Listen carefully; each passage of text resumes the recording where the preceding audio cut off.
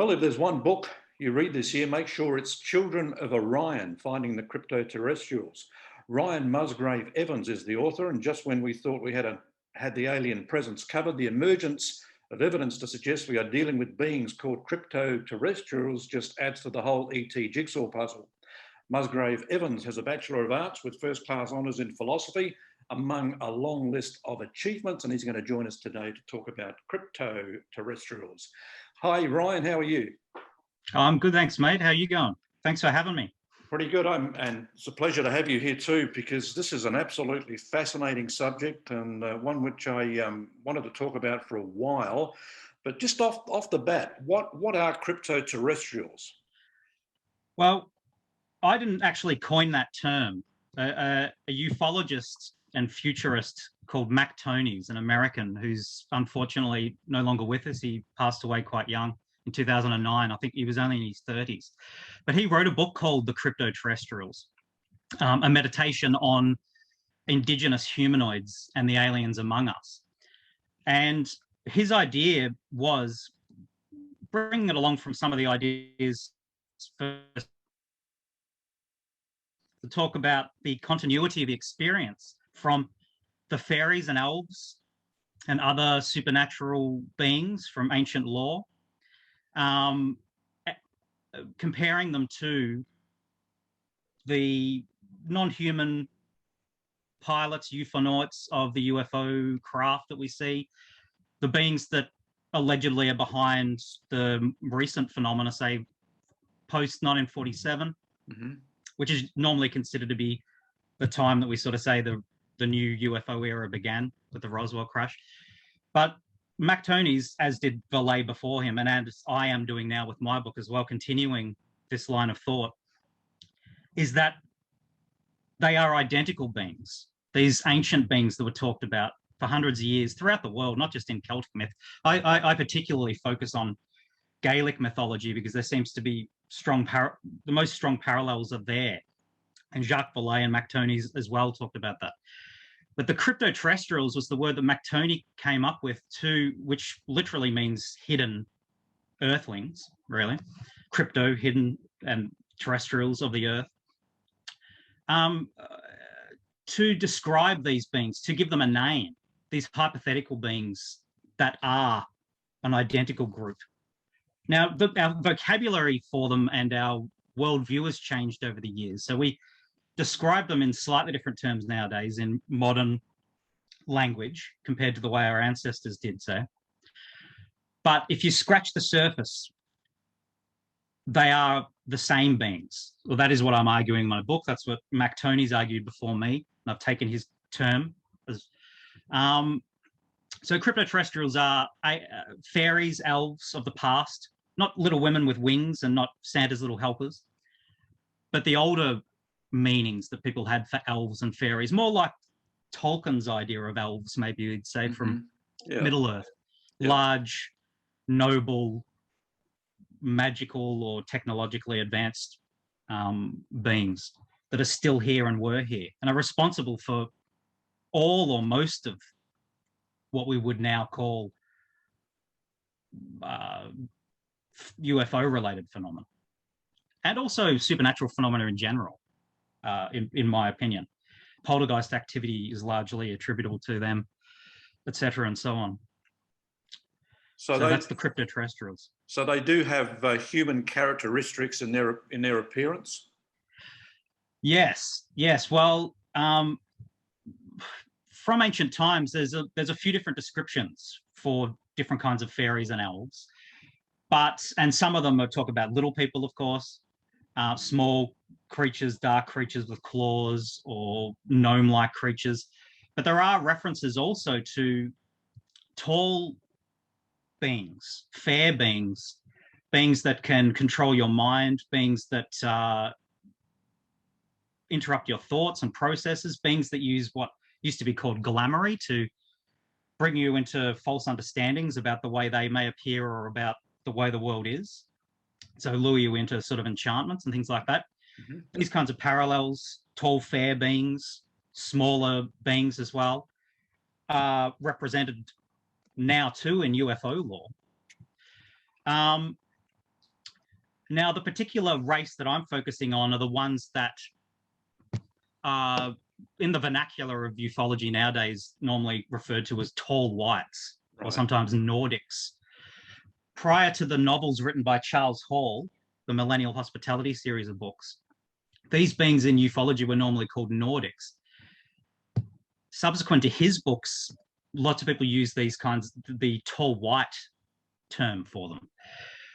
I argue in my book, I focus on that kind of race that was called the gentry, Nahuishlan, in Old Gaelic law, that chirped and whistled, that lived underground, that would levitate and look like will-o'-wisps in the evening, that would particularly, that would move through houses and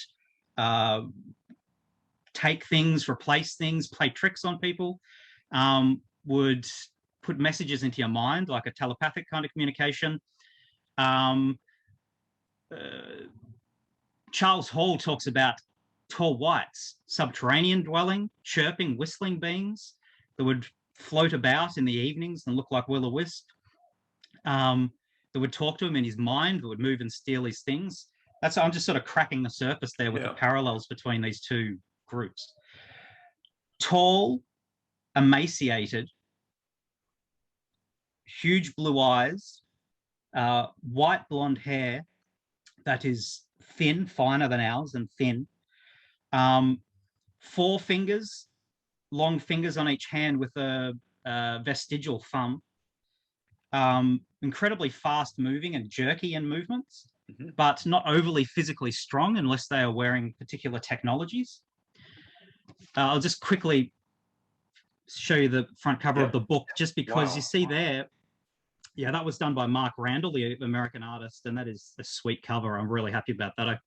I can't praise that dude enough for what he did there. I showed him some of my sketches and he reproduced this and he goes, "Oh, what do you reckon about that?" And I'm like, "Yes, don't change it. That's perfect."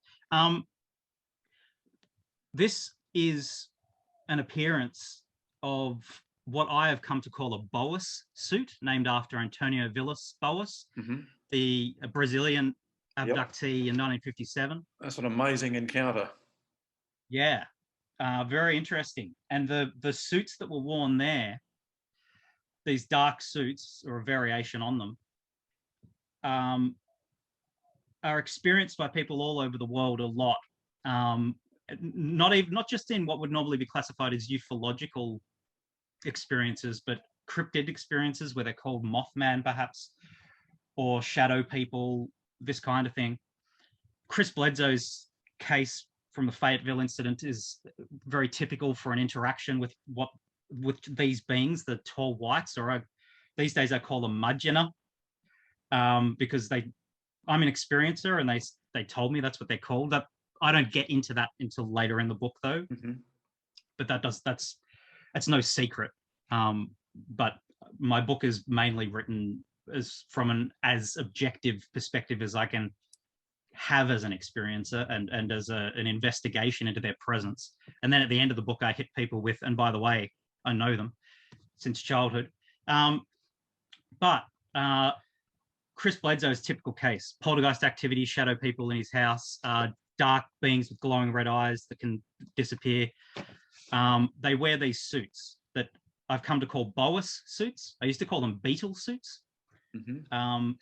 But glowing red eyes can become invisible, as the fairies could be invisible near you. Can become intangible, which means they could pass through solid objects. They can levitate. They have what I call telepath tech in their helmets to hit you with intrusive thoughts and hypnotize you, or they call it mesmerization when they're speaking English, to bring on an appearance that they feel you'd be more comfortable with, sometimes to look like a family member, sometimes even a deceased family member, which can often give rise to misunderstandings about them being ghosts, because they use that as a tactic as well. A deceased family member that you knew and loved, they can bring on that appearance and tell you everything's going to be okay if you see them when they don't want you to.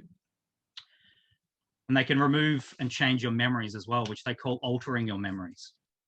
But that appearance, you're more like, if you're an experiencer of these guys, you're more likely to see them looking like that than seeing them looking like Charles Hall's described them.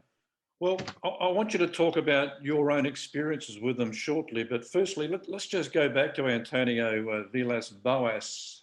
I mean, that case, I mean, you talk about famous cases, that really, because it happened in Brazil and not the United States, it probably doesn't get the airplay that it deserves. Can you describe quickly for the audience exactly what happened there with these cryptoterrestrials? In the case of Villas-Boas in Brazil, it was 1957, and he was a farmer, and he'd been working at night to escape the heat of the day. And he was working on a tractor, and he saw a red star approaching, that quickly got bigger, landed nearby. Out of it came these dark-clad beings that were barking and growling, which is something that is often repeated in these cases, interactions with them. Charles Hall goes into a lot of detail with that. I've heard them using these kinds of speech, this kind of speech as well, but they use different kinds as well. They have different camouflage languages. But he was taken on board, wrestled on board the craft. He was gassed. He was nicked on his chin when they took some kind of blood sample from him. He was taken into a room where the black suited beings left him, and a young woman came in that was one of them, huge blue eyes, white, fine hair, not very tall though, apparently. She was only about 4'6", but this is another element of them that Charles Hall goes into a lot, and I talk about in my book. They live for a very long time, and it takes them a long time to grow. It takes them 100 years to even get to 6 foot tall. By the time they pass it away at about 700 or 800 years, they can be as tall as 10 foot. So a 4'6" tall white, which is not very tall for a tall white, would probably be about 50 years old, 50 years old. An adult, mature woman at the beginning of her life, for their lifespan, but to us, middle-aged, you'd think a 50-year-old person would say. So 4'6", sexually mature woman, the point I'm making as well is, and they coupled, had intercourse, and then he was given a tour of the craft and basically booted out. So that's an interesting case, and it's one of the most important, I think, in ufology. But you are right that it hardly gets a mention. Maybe because of the sexual overtones as well. People get a bit uncomfortable about that kind of thing. Yeah. Well, you say you're an experiencer, and you have had a lot of experience with these CTs. So can you talk about that? Yeah. So in my childhood, I had a lot of strange memories and strange experiences, but nothing really as dramatic as experiences that started happening after I'd moved away from the Mornington Peninsula and lived away for years in the Dandenongs in Victoria, east of Melbourne. Had some interesting, strange paranormal experiences there where I woke up in the middle of the night and there was a young girl with blonde hair standing over me, crouched down. I went to kick her, which sounds like an embarrassing thing to do, and she ran out through the wall. I had a couple of these kinds of things. And when I was a little kid, I had experiences as well with what I thought were harlequins, glowing white, skinny beings leaping into the sky and then slowly floating down. I remember being taken a few times, things like that. But nothing compared to when I moved back to the Mornington Peninsula at about 30 years old. I'm 42 now. It's about 30, I started having weird poltergeist activity happening in the house, things going missing, being replaced, thinking, oh, well, I don't have the best memory in the world anyway there, so maybe I'm moving stuff around, who knows. It's just me, and my wife was saying, oh, you're just going senile or something, don't worry about it. But after a couple of years of being back down here, I had an experience then where I was standing outside in the middle of the night, wide awake, and don't know how I got there. Walked up to go inside the house, unlocked the door with the keys, put the keys on the peg, started walking, and then we had baby gates blocking off, because we had a 2-year-old at the time, blocking off the hall and the kitchen. started levitating and was placed back into bed, and then woke up properly and was like, what just happened then? And I said in my mind, I think something just took me. That was weird, right? Very, very weird. A couple of nights later, but then I said to them, but I want to experience more. A couple of nights later, it happened again. I was standing out on our porch and I knelt down and I started lining up glasses and making piles of a few coins on the table, and I made a sort of piled them up in a sort of like an OCD kind of way, just sort of moving stuff around. Felt weird in my head. Stood up, went to go back inside, thinking I'm not quite sure how I got here. Levitated again, and I'm not sure if I went up around the corner of the veranda, like the roof of the veranda, or actually through it. And then all of a sudden, boom, I was in a bed, and I had one leg pushed over to the side, and there was a thin, white, chalk white woman with huge blue eyes sitting there on the bed looking straight at me. And I felt feelings of comfort and reassurance. And she was definitely a female. A male, taller, stood over the top of me, opened my mouth, long, thin fingers, started feeling around, and was like a dentist checking out my teeth. Mm-hmm. He wandered around to the back of the bed, and then I felt excruciating pain with something being pushed into the base of my skull. Intense pain that lasted like, I don't know, maybe 10 seconds or so. Right. He stopped doing that. Then there was a slight sound, like a sort of sound, and I think it was like a scan with a little bit of a blue light. And then all of a sudden, boom, they were gone. Through that whole experience as well, oddly, and I've never really worked out what it was, and I'm thinking maybe it was the sound of my own breathing. I could hear something that sounded like a shovel being scraped over and over again across concrete surface. And I have no idea what that was. But that all stopped, and I felt there was still a presence in the house. I got up, I went to the bathroom. When I came back, I lay down in bed, and I sort of started imagining that I was outside again, and there was a sort of like a red sky, and I screamed into the sky. And in the past, I've done a lot of lucid dreaming, and I used to do that kind of stuff anyway. It's just sort of a way, I don't know, it's an interesting kind of shamanic thing to do, maybe, where you're trying to see whether the dreamscape is connected to anyone else's or something like that. My brother was very much into lucid dreaming and used to teach me about those kinds of things. But anyway, the point is, while I was screaming, all of a sudden, I woke up and a powerful voice said into the middle of my head, "You are okay." And I said, "Oh yeah, I'm okay. Don't worry about the screaming thing. That's just a weird little eccentricity of my own. In my dreams, sometimes I do." And then all of a sudden, images started flicking across my view, were really photorealistic images of like beautiful places, wilderness, forests, trees, one after the other. And I couldn't really do drawings or anything like that of any of them except the last one. The last one was the image of a tree with some kind of building in the background. Right. And then that was gone. And that experience, and then they seemed to be completely gone that night. That experience was the first of a lot of experiences that I've had ever since,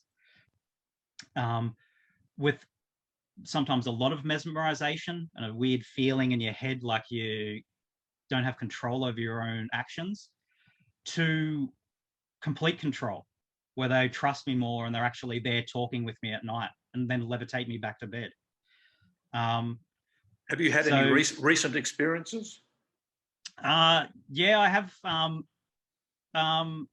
What's the most recent one? I had well, an interesting one that I had recently was actually being offered food as well, which is particularly interesting. People say don't accept fairy food. That's an old saying, you know. If you accept fairy food, you can't get away from their world and all that kind of stuff. I don't really mind, you know.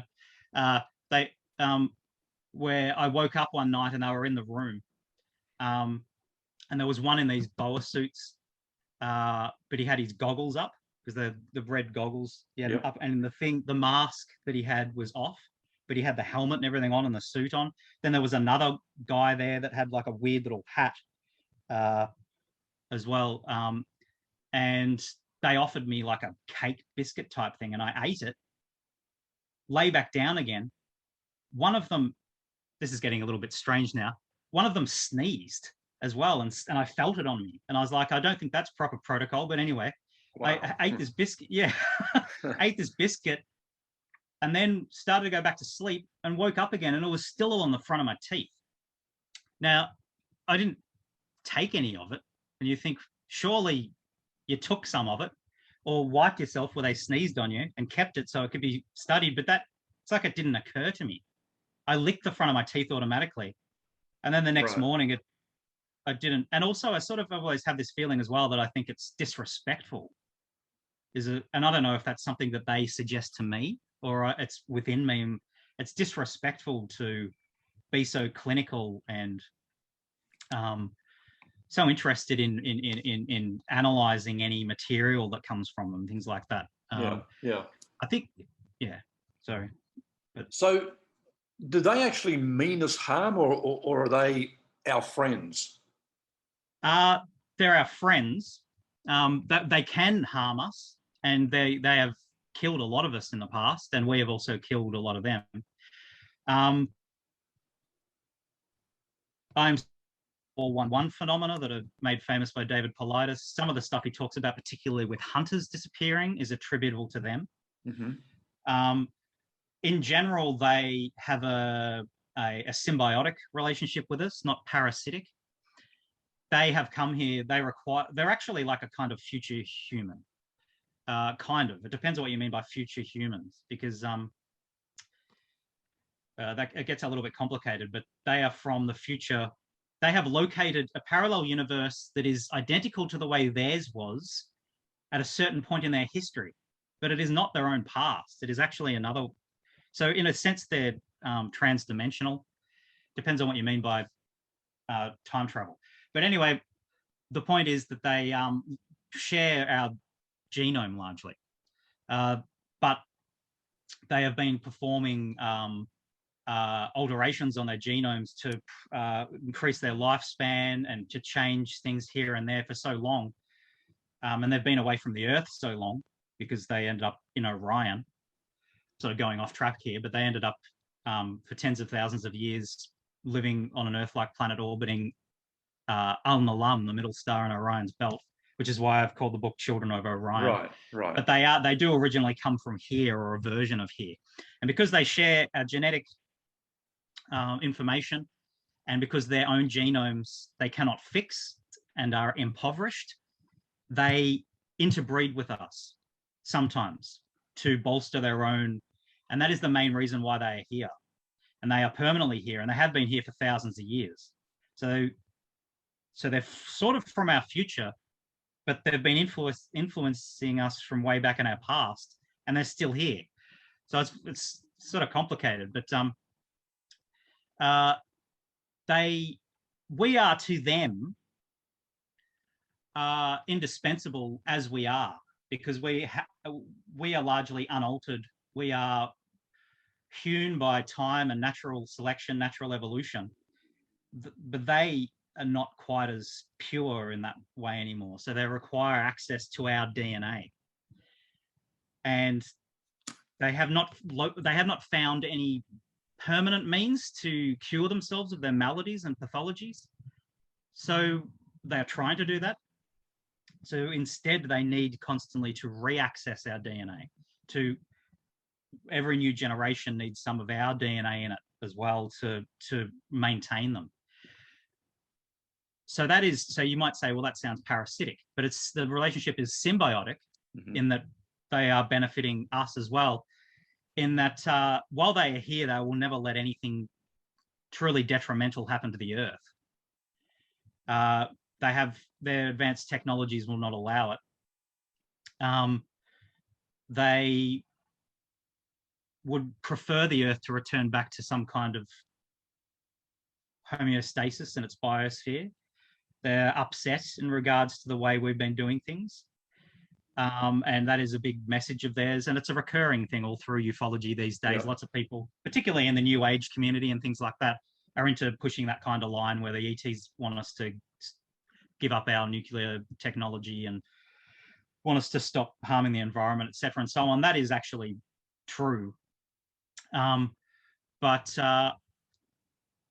they also have a kind of future-looking technology where they can see potential realities, so they can steer the course of events. It's like piloting a TV show or piloting a research project. They can pilot reality by viewing potentialities and thinking a few steps ahead to benefit themselves, but also us, because we're indispensable to their well-being, and the planet itself, which is their ancient home. They've come back to a version of their ancient primordial place of evolution. So anyway, hopefully that sort of opened it. Yeah, no, that's good. Ryan, in the book you demonstrate that that phenomena described as at Skinwalker Ranch and in the Mothman prophecies are attributable to cryptoterrestrials. Can you explain a little about that? Well, yeah. Over the book, I build what I call the cryptoterrestrial profile, or the CT profile. CT short for cryptoterrestrial,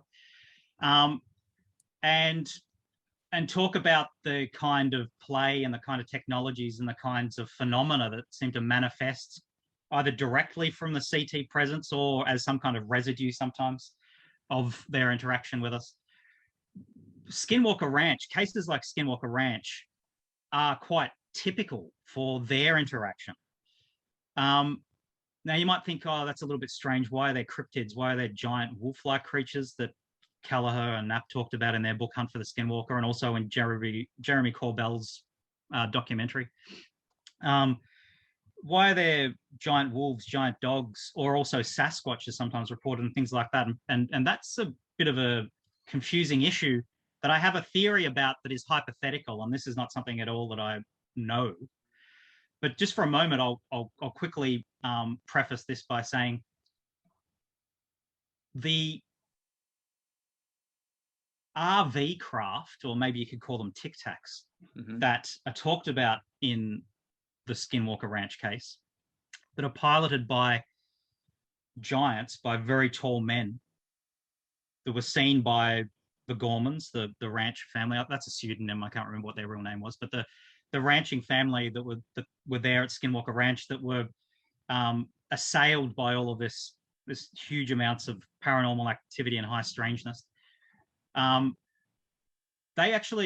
wife actually saw the beings, tall beings in dark clothes. They left footprints, huge footprints, piloting RV type craft. RV type craft are a typical craft form used by the tall whites. And in Charles Hall's Millennial Hospitality books, he talks about them a lot, describes them in pretty much the same terms that the Gormans describe them in.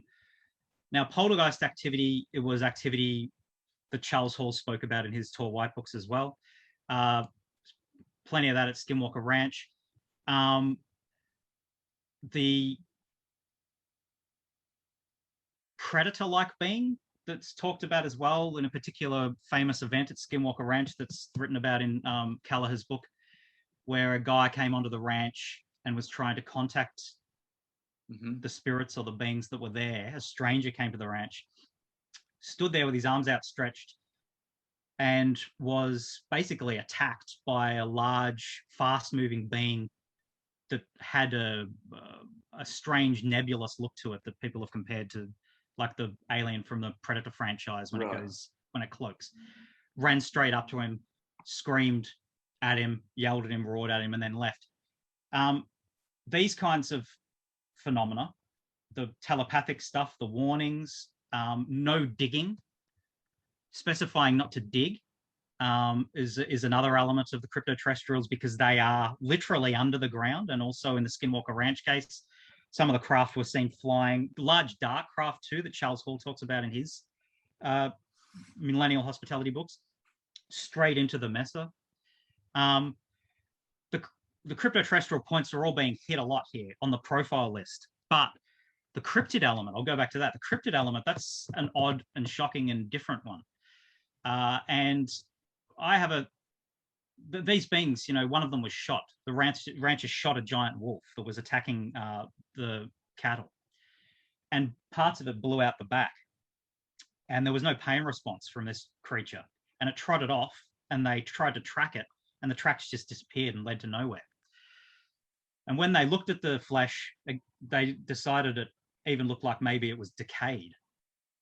This is interesting. Did it start decaying very rapidly as soon as it left the body of the creature, or was the creature itself in a decayed state?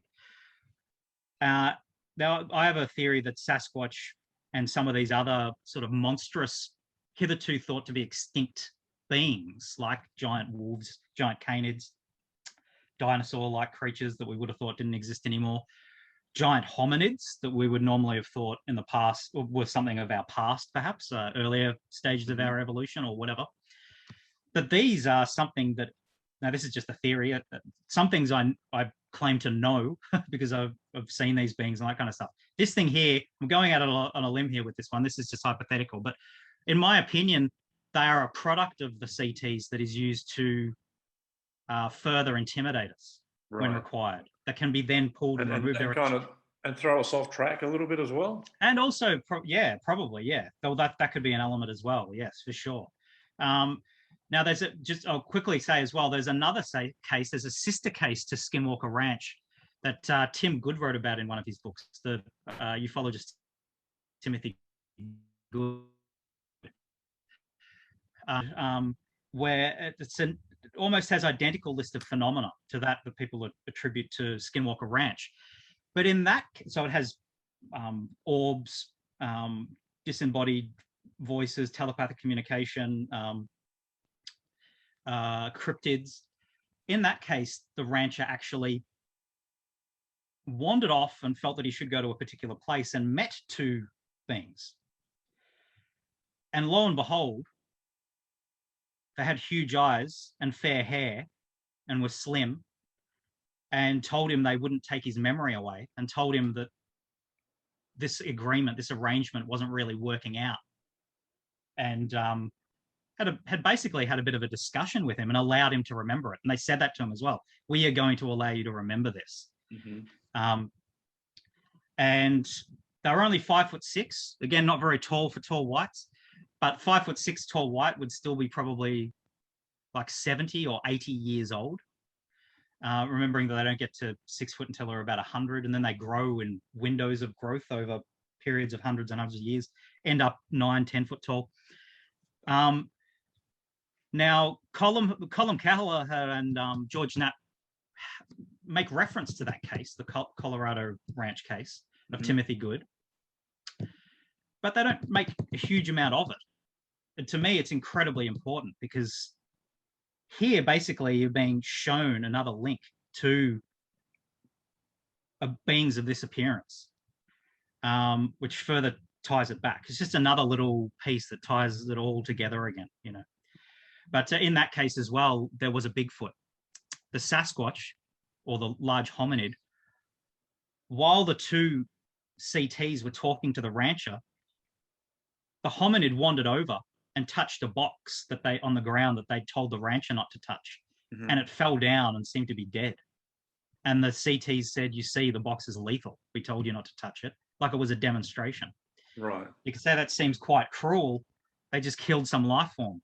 But remember, if these life forms aren't truly alive and are some kind of manifested product, then that's not perhaps as cruel as it seems. But well, there's other areas too. Say, I'm talking the United States. I mean, the Stardust Ranch in Arizona, same qualities that Skinwalker exhibits. And then I interviewed Trey Hudson, who's been studying an area in the Deep South, and he won't disclose the actual location, but he's been researching it for some time. And there was one incident where this woman showed up close to midnight, and she kind of exhibits the traits and the appearance that you had just been talking about, but she was dressed in a business suit, and it totally freaked them out. But this is the Meadow Project book you're talking about. The Meadow Project, yeah. I haven't actually read that yet. Yeah, I've really got.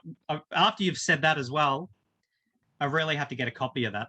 I've been meaning to. Okay, so that'll be really interesting. And the strange part of that, the day before I was due to interview Trey, I went to my local coffee shop, and the usual server wasn't there, and there was a young man there I'd never seen before. And anyway, he was pretty chatty. We started talking, and eventually we got on the subject of UFOs and aliens, which he was interested in. And I told him what I did, and then he talked about where he grew up in a southern state. I won't mention the name. I don't want to give away Trey's location. Oh, yeah. No worries. Yeah. But he talked about an area that he grew up next to, that his dad always talked to him about the freaky and strange things that used to go on there, and which his dad went through as well. And I said, well, yeah, right. I'm talking to a guy tomorrow who's been researching an area just like that, exactly where, basically where you come from. And anyway, I've never seen this guy again. Talked to Trey about it, and I just thought, well, that's some coincidence. But yeah, that's cool. The one thing I wanted to ask about these CTs, as in the Stardust Ranch, John Edmonds talked about the ability or the incidents that he had with doppelgangers. Is that a trait that they do exhibit? Yes. Yeah. Well, that's a trait of the fairies. In Gaelic, the old legends from the old fairy faith of Ireland and Scotland, they call them co-hoshichen, which means a co-walker, and they are a version of a person that you know. This is what I was getting at before as well. They can project into your mind another appearance, and if it's someone that you know and like, often they'll use that. And I suppose that people have called those screen memories and things like that as well. But the idea of there being someone wandering around or seen by your friends or family or neighbors that they swear black and blue was you, but it couldn't have been you because you were elsewhere. Right. This is something that they do, yeah, that the Cryptoterrestrials do. And they did it in the past when they were called fairies, and they still do it. Yeah. I've had experiences where I thought I was talking to my wife. So at one stage there, how long ago did this happen? I can get a bit confused. We were at maybe it was like about eight years ago or something like that, 7 years ago. Anyway, at a different house that we live in now, I'd had a few experiences where I'd had what were tabletop procedures or something like that, where, like I was describing to you before, lots of other ones like that, drilling into like a bone in my, like one of my ribs, maybe into the sole of my foot, into the top of my head, and all this kind of stuff. I said to them, projected the thought, because they're well capable of picking up on your thoughts with their technologies. How about you come and hang out with me? How about you have a beer with me or a cup of tea or something like that? I invite you to my house in that kind of situation. A few days went by, and I was standing in my kitchen at night, and my wife was standing on the opposite side of the kitchen table, leaning against the sink or the kitchen bench or counter, and she was talking to me about things, and I can't even remember what we were talking about, but I remember that we were having a good time and we were getting along, and it was all great. And then all of a sudden, I started to feel a bit strange, and my mind started to cloud over again, like it's want to do in these kinds of situations when the situation's finished in particular. And I dropped down onto my knees and started crawling out of the kitchen and came to a basket of washing, of laundry, and started rolling up the socks and putting them in a line. Then I lifted off the ground, levitating, went back into the bed, went over the top of my wife that was still asleep beside me, and got put down on the bed and was instantly awake and hadn't even gotten to lie down yet. And I was up on my elbow, and I was like, felt adrenaline just pump through me. And a voice said to me in the middle of my head, "We just had a date." Wow. And heaps of fear just punched through me all of a sudden, because I was thinking, because I hadn't had that many experiences really, and this was much more personal and personable than the other detached kind of experiences. And another thought came into my head that said, "I roll my eyes at you," which was like a rebuke for being afraid, I think, or something. I heard the front door open and close and footsteps going up the drive, and then there was nothing. Right. In the morning, I was like, that wasn't my wife. So that's like a doppelganger, I suppose you'd call, like a kohoshiki. But when I thought about it, really thought about it, it was like I could break through the screen memory. was a woman that was about 6 foot tall or so, huge blue eyes, white hair, in a really tight black suit with like some kind of technology on her chest. This round thing on her chest that had been there talking to me. So that was a pretty freaky encounter as well. Yeah, and that's like yeah. that I suppose that's a doppelganger, you know. Ryan, you talk about, I hope I pronounced this correctly, Psy war campaigns that they've run against us. What do you mean by this? Um, if they don't want us near, because they have underground habitations, or in Gaelic you'd call it a brugh, maybe, which is like a fairy dwelling underground or in hills, mountains. They move around. They like the warmth, and they travel around, and some habitations will be empty or near empty, maybe with a bit of a skeleton crew all year round, but some of them are completely empty all year round. They'll move around their population around our Earth, depending on where it's hot. Now, some of their habitations are close to places they prefer we weren't. You know, like they're some of their habitations, especially if they're national parks, wilderness areas, but sometimes habitations out in the country. If there's a ranch or a farm in particular, with cattle being kept by us, where we have dogs, guns, and things like this, they are not happy about it. They will scare, intimidate, and try to force people out as much as they can, without hurting them as much as they can, but sometimes hurting them as well, especially if they feel threatened. So, and also they even though they generally have a feeling of kinship to life or life and things like that, they are not beyond killing animals if they think it makes a point, particularly if it's cattle that are being bred for us to eat. And they're vegans, by the way. They haven't eaten meat for tens of thousands of years.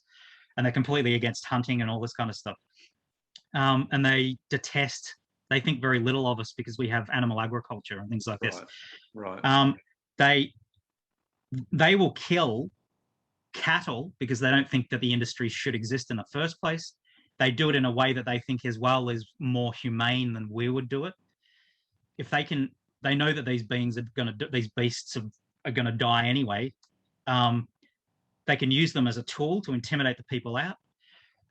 They will kill dogs, usually by slashing their throats with their prosthetic claws. They wear these long claws on their suits. Charles Hall talks about that. I've seen them with that, with the claws on their fingers that aren't their real claws. Like they have fingernails more like ours, these claws. And they'll do whatever they can to force a family out, to be replaced maybe sometimes with a family that might be more agreeable to them, what they judge to be a kind of person that maybe is less inclined to have thoughts about going into the woods to hunt or trap or things like that. Sometimes they will settle for a family who perhaps are less inclined to do that kind of thing. They make character judgments about the people that move into a new place as to whether they have to be moved along. And what they would like, their end game in that kind of situation, is to really, in the end, best outcome would be to drive as many families away from that place as much as for as long a period of time until it becomes unoccupiable because no one wants to buy it. Because the word goes out in the Homo sapiens community that this place is scary. Yep. But sometimes that attracts paranormal investigators, which is not something that they want necessarily.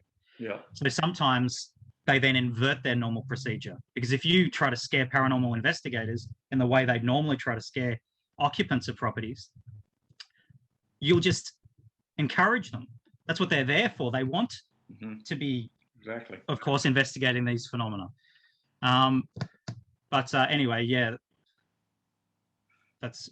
I think, did I answer your question? Hopefully, I did. Yeah. Well, I was going to ask you mentioned a couple of names, but other ufologists and researchers, are they supporting the kind of research that you're doing? To tell you the truth, I have very little to no contact with anyone in ufology or paranormal research. Partly, I think it's because it's probably my approach in a lot of ways. I can come across as being a little bit arrogant and things like that, and I think I scare a lot of people off.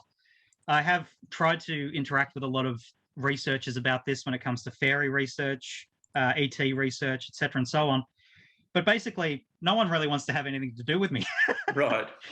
But so I'm a one-man show, and I don't know if it's that I am making these claims of being an experiencer as well. That means that investigators are not quite sure how to handle me, because I seem to talk to them as though I'm a researcher, which I am as well, or have come to be because of the experiences.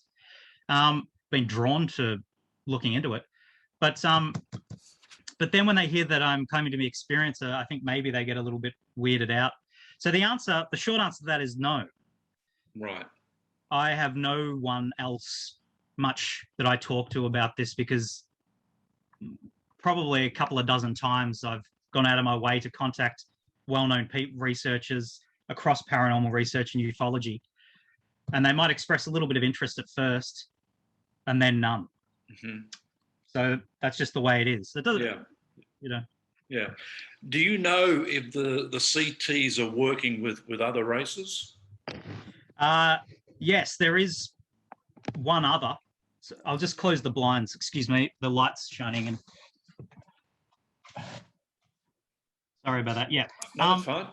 There is one other that I definitely know that they have as an allied race, which is another kind of future human that they call the Sebetina or Sepetina or something like that. Right.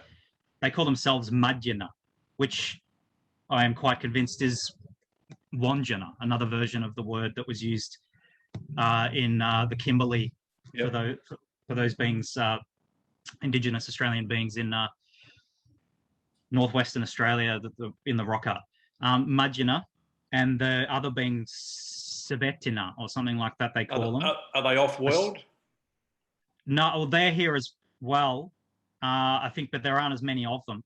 And they are from another timeline as well. They're from another dimension as well. They're another version of us that evolved along different lines. They are the beings of the Baguinha incident in Brazil. Wow, well, there's another famous case in Brazil. Yeah. Picture those. So small, dark brown, oily beings with big, dark claws, black eyes during the day that become red at night. Mm-hmm. 3 brow ridges. And they kind of generally look like, facial features look like what people would normally think of as being like a grey alien or something like that. Right. But they're actually brown. And the Madjana call them little brothers. They're a closely allied race. Both of them have come back from the same reason, and they are closely allied, and they're both trying to bolster their own genetic structure with our DNA in the same kind of way. And they see the answer to their problems in the end as being some kind of combination between the 3 of us genetically. Right. Us, the Madjana, and the Sebetina coming together. But and otherwise, in my opinion, this is another reason probably why people take umbrage with some of the things I say. There aren't any others. There's only 2. You know how there's this massive tapestry of characters online, particularly on online folklore, I call it, where people have this rich tapestry of all different kinds of beings from all different kinds of places, and it's sort of like a pool of folklore that people dip into. I don't personally believe a lot of it. In my opinion, what people normally call mantis beings are tall, elderly Madjana, because they get to huge heights, and as they get older, their shoulders hunch, really long hands. Mm-hmm. They dress in all white in their medical outfits with stuff over their eyes and hair, and wear black eye lenses when they're working medically. So I've seen them with eye lenses in and out, taking them in and out. They're like they're smart lenses or something. I don't know what they're for. And you see them and they look like a mantis being. Reptilians don't exist. These are misinterpretations of the Sepetina, because they're scaly with claws, but also I think a lot of the beings that are being seen and thought reptilians are Right. boa suits. Yep. So what you get is that I don't necessarily claim that, not necessarily calling people liars, although probably some people, there are liars, of course, out there in ufology as well. But there's a lot of people are having genuine, real experiences with CTs, but are placing them in the wrong baskets, are categorizing them the wrong way because they look on the internet folklore and they go, oh, it was like that. It must have been a reptilian. Yep. And then they start wandering around telling everyone they've had experiences with reptilians, etc., and so on. But there were 4, as far as I know. There were 4 kinds, and 2 of them have dropped away. The least agreeable of all of them was like the Sabetina, but more of a grey colour, which is where the idea of greys has come from. And they were less spiritually advanced, less concerned, less compassionate, less concerned about requiring permissions from us when they're doing research and all that kind of stuff. Yep. Yep. But yeah. Do you think that there are factions within world governments that know these CTs are here and perhaps even working with them at some level? Yeah, I do. That's I do believe the ufology lore about there being a group called MJ12 or Majestic that had been called that anyway. I think they changed names a lot and members and things like this. But and at least some, in my opinion, at least some elected officials around the world, like say American presidents and things, have known about it, but maybe not all of them, depending on what kind of people they are and whether they're considered to be trustworthy enough not to spit the information out to the people when they shouldn't and things like that. But yeah, and the idea of there being Area 51 and S4 more particularly, with the Bob Lazar claim of there being an area that falls within the larger area of Area 51 and Nellis Air Force Base and that in Nevada. The S4 where there were sources allegedly kept, and Bob Lazar helped on back engineering one for a few days before he told everyone about it and spilled everything to George Knapp. Yeah, I do think that there are elements especially in the United States government, but worldwide, that are knowledgeable about this, have done a lot of research into these beings, have had treaties with them at different stages. I'm not quite sure about now whether those treaties still exist, but treaties that specified things like them not revealing themselves to us, because then they're told by our people, who represent us, apparently, that not to, because it'll create panic, and to wait for their okay. So their hands have been tied in some ways, even though if you scratch, you can find them. You can find these beings by profiling and all that kind of stuff. But anyway, yeah. So I do think that it's known about, and yeah. Last couple of questions, Ryan. CTs and crop circles, is there a link? Well, yes, at least to some. So, for instance, the famous Crabwood crop circle from England, and I think that was 2002 off the top of my head. That's the famous image of a being that people often call a grey, with something in its hand with it like a disc, and it had a binary message in English. And in the background behind the being, so it's like a portrait, just the shoulders and the head. People watching this may well know the image I'm talking about, but behind the being are 3 dots. And these 3 dots perfectly align with Orion's belt. The being is not really a grey. Sometimes tall whites or mudgeonah are called greys, tall greys and things like that, but it's a mudgeonah. And the appearance of the being is fairly typical of them, with the long neck, big eyes. It has a helmet on its head, even though it's difficult to see. And these helmets are the helmets that they wear that have this telepathic technology in them as well. But that was made by the CTs, and is actually definitely made by them and has been stamped by them as a message to us, showing us. Now, some people have suggested that the message may be a warning against beings from Orion, but that's, in my opinion, misinterpretation. It's a warning about bearers of false gifts and broken promises, I think it goes, but that people basically should keep hope that the conduit is closing. This was a reference, the conduit closing is a reference to timelines ceasing to be navigatable, which is another big area, which I won't go into now, that you can travel across dimensions, but once they become too far divorced from each other and too dissimilar, it can be very difficult to navigate back to your homeworld. So that the CTs that are here now are left here. They can't go back. So that particular crop circle, yes. But then there are other incidences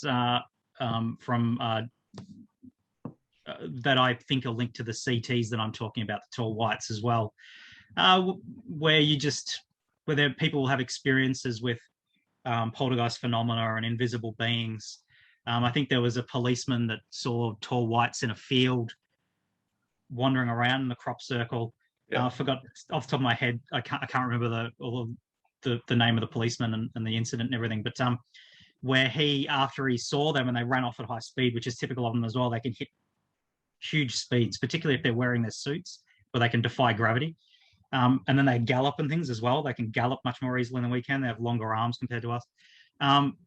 They move around on all fours a lot, much more than we hardly ever do unless we're children, but even they're adults, move around on all fours some of the time, 40% of the time maybe. That policeman was then haunted and had typical poltergeist phenomena, would go to his door and open it and would kind of remember seeing or partly see an 8-foot tall dark shape like a shadow person. Not too long after that, in a car park nearby to where that happened, another guy saw a tall, fair man, and he couldn't recall. There was something odd about his face that he couldn't recall, and that's fairly typical of interaction with them as well. You'll see them, you'll know that there's something wrong with them, but you'll never be able to remember exactly what that was. You'll say, oh, their hands were weird. Someone will say, what was weird with their hands? Oh, I don't know what was weird about it. It was just weird, or their face or whatever. So he saw someone that was in the car park near where that encounter had been with the policeman, just a little bit after it. Saw a tall man. The tall man started to walk towards him, and then he doesn't remember anything, and it was a while later. It was like half an hour later or something, and the guy was gone. In that kind of situation, there's two possibilities there. The CT may have had an interaction with that man in the car park, parking lot, and then removed the memory. Or he may have just switched the guy off, which is another ability they have. They can switch people off that they don't want to interact with. So if they come to a room of people, they can walk through the walls or whatever. They'll walk into a lounge room. There'll be one particular person they want to have an interaction with, and everyone else in the room will just stare at the walls. That's an ability most of us wish we had, to be able to switch someone off. Yeah, that's right. Right, do you think these CTs have influenced our religious beliefs over the years? Yeah, I do. I really do think that there's been big influences through all our different belief systems over the years, spiritual and religious belief systems. I personally think that Middle Eastern, old Mesopotamian and Egyptian mythology was heavily influenced by them, coming down to Islamic and Christian and Judaic beliefs, as well as other kinds of spiritual systems around the world. Pretty much, in my opinion, nothing could escape it. Thousands of years of them interacting with us and interfering and intervening in our lives. In my opinion, angels are most likely largely based on them, if not entirely, especially the way they appear. Well, current understandings about what angels look like, at least, and what demons look like. The people talk about nowadays angels being fair, blue-eyed, floating, luminous beings of the kind that Charles Hall talks about in his books. Demons as being dark, growling, red-eyed, clawed creatures that can disappear at will, and put fear into your mind, because they can override your mind with fear, with baseless, visceral terror, if they want to repel you. So it's a method of repelling you without having to actually cause any physical harm to you. Or they can do the opposite sometimes. It depends on what kind of person you are. If they want to sort of disarm you, they will project feelings of love and compassion and flood your brain and body with endorphins, so that you feel like $1,000,000 and you don't feel like fighting them anymore. So they'll make a split-second judgment by looking into your mind, what kind of person you are, and would you respond? Would you flee if they made you fearful? If you wouldn't, and you'd be even more inclined to attack them, then they try the loving approach.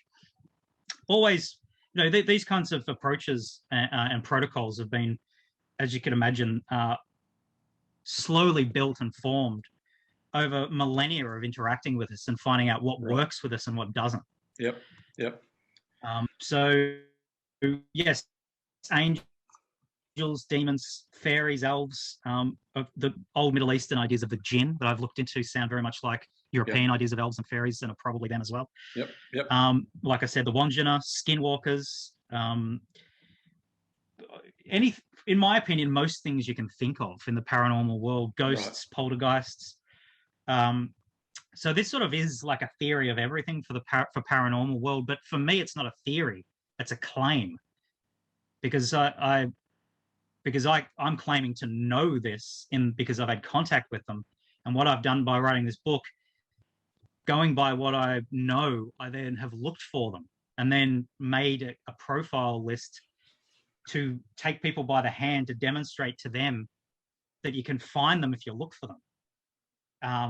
And if you haven't had experiences with them yet, then I at least have a go at proving beyond reasonable doubt, or something like that, hopefully, that there's something to this, and that there are these correlations and relationships and direct connections between fairies, aliens, poltergeists, and particularly this race that would be normally called tall whites. Yeah. Last question, do they have an end goal? And if they do, is it going to work out good for us?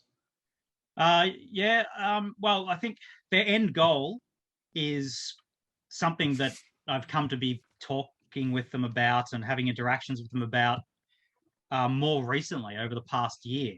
I thought that if I had some kind of purpose in this, it was maybe because I am a hyper-focused individual. I'm a sort of like a monotasker, not a multitasker. I can only think about one thing at a time, but I can think about it in depth.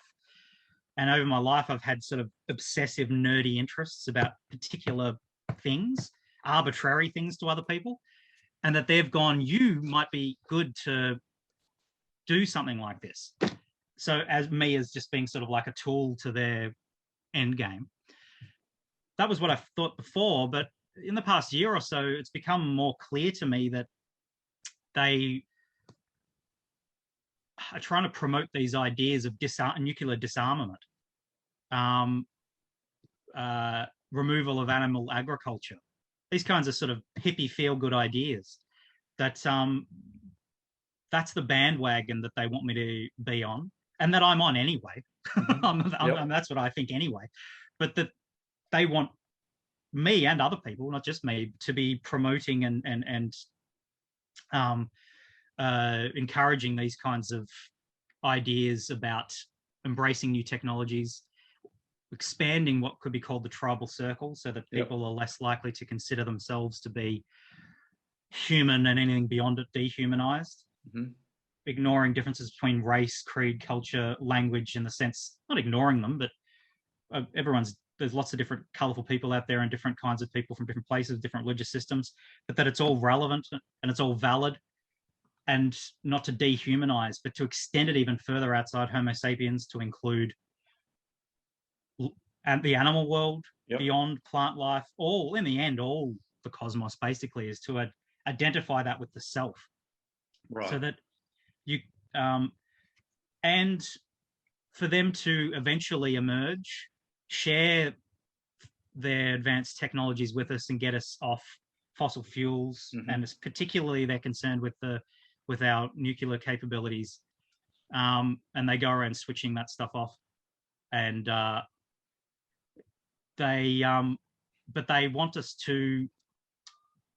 I know it sounds cliche, hackneyed, but they basically want us to fairly quickly make some massive intellectual, emotional, spiritual advancements, steps forward in a very short space of time, so that we can all get on board these new technologies, free technologies, which they would oversee, which they would become part of our world.